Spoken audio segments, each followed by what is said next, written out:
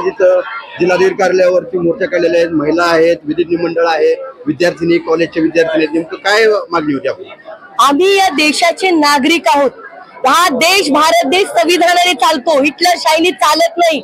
आज या 15 दिवसामध्ये संबंध महाराष्ट्रात आणि देशाला काळीमा फासणाऱ्या घटना घडतायत. 4 वर्षाची मुली या राज्यात सुरक्षित नाही, ह्याच्यासारखं दुर्दैव नाही.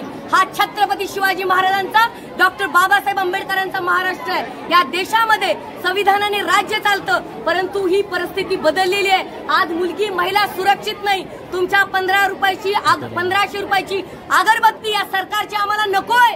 आम्हाला स्वाभिमानाने जगणारी आमची युवती, आमची बालिका, आमची महिला हवी आहे. म्हणून संबंध जिल्ह्याच्या वतीनं, धाराशिवकर उस्मानाबादकरांच्या वतीनं आम्ही सगळेजण या जिल्ह्याचे नागरिक म्हणून रस्त्यावर उतरलेले आहेत. एकच इशारा देते, यानंतर जर या महाराष्ट्रामध्ये असं घडेल तर आम्ही कुठल्या कायद्याची वाट बघणार नाही. रस्त्यावर पळू नराधमांचा एन्काउंटर केला जाईल.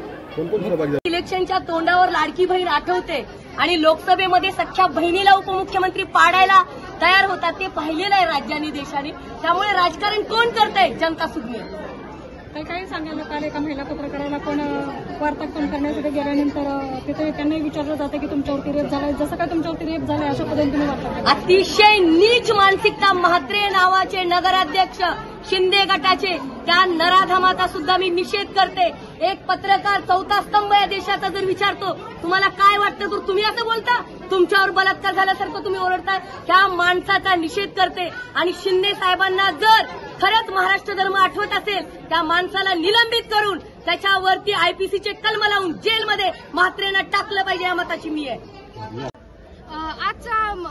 आजचा मोर्चा त्या मुलींना जे अत्याचार सहन करायला आले होते त्याच्याबद्दल झालेला आहे. सर्वप्रथम मी आमच्या अभिनव इंग्लिश स्कूलचे धन्यवाद करू इच्छिते की त्यांनी आम्हाला ही संधी दिली आणि आम्ही हा मोर्चा काढलाय. कारण फक्त आम्हाला पैसे देऊन, आता लाडकी बहीण योजनेचे जे पैसे आहेत त्याला कितीतरी पैसे घालवत आहे लोक, सर्व महिलांना देण्यात.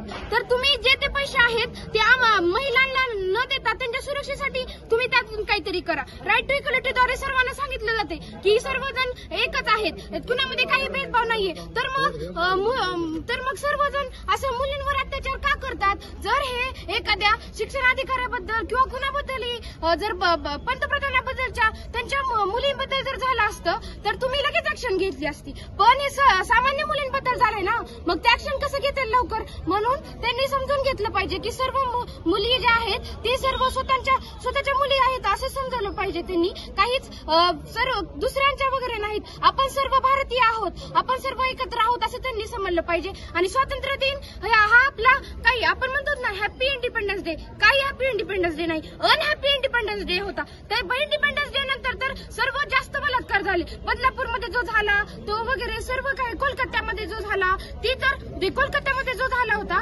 त्याच्यामध्ये तर ती मुलगी फक्त आपले कर्तव्य करायला चालली होती. म्हणजे का आता मुलींनी कर्तव्य पण करायचे नाहीत का? एवढे तुम्ही जर मुलींवर अत्याचार जर करत असाल तर मग मुलगी घराच्या बाहेरच निघणार नाही. तुम्हाला हेच पाहिजे का?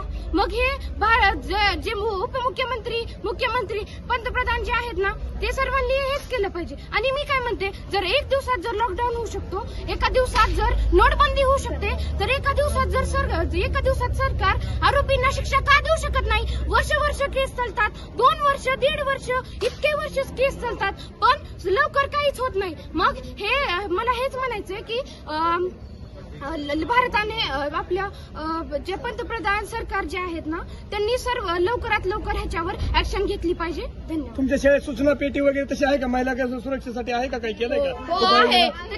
काय केलं तुमच्या शाळेने? त्याच्यामध्ये आम्ही आमच्या सर्व मुलींकडून, म्हणजे सर्व जे विद्यार्थी आहेत त्यांच्याकडून आम्ही पैसे देतो आमच्या शाळेत. त्याच्यामध्ये ते महिलांसाठी ते सुरक्षेसाठी ते म्हणजे सरकारला दिलं जातं. काय केलं सर तुमच्या सुरक्षेसाठी शाळेत? काय केलं उपाययोजना? आम्हाला कॅमेरात वगैरे लावलेले आहेत. आम्हाला शाळेत असताना असं कधीच वाटत नाही की आम्ही असुरक्षित आहोत. सूचना पेटी लिहिली का?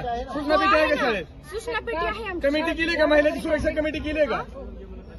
विद्यार्थिनीची कमिटी केली का शाळेत? हो.